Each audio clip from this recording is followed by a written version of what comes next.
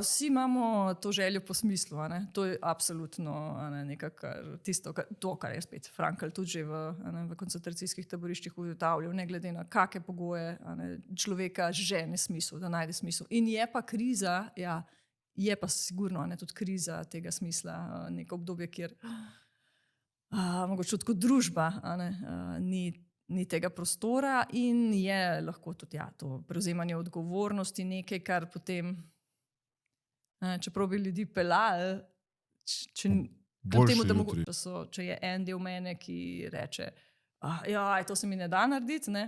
Pa en drug del mene se je že dovolj ukrepil, da reče, mogoče se nam ne da, ampak je pa pomembno, a ne? In je odgovorno do mojega projekta ali do sočloveka.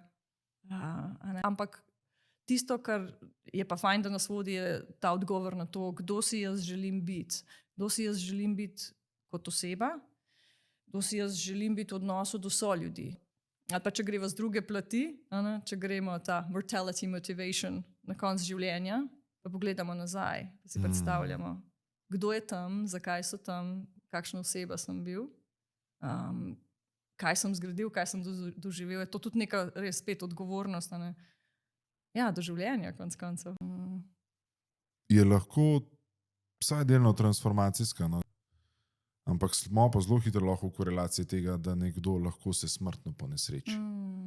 Ali pa poznam primer, ki je zaradi neprevidnega ravnanja na delovišču je fant padel dol in greš pa ti v refleksijo lastne smrti, ne?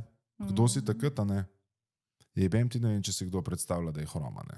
Ampak realnost je pa taka, da je to lahko zelo hitro, ne? Pa po eni strani je osvobojujoča, no? Enkrat bomo vsi umrli, to je dejstvo.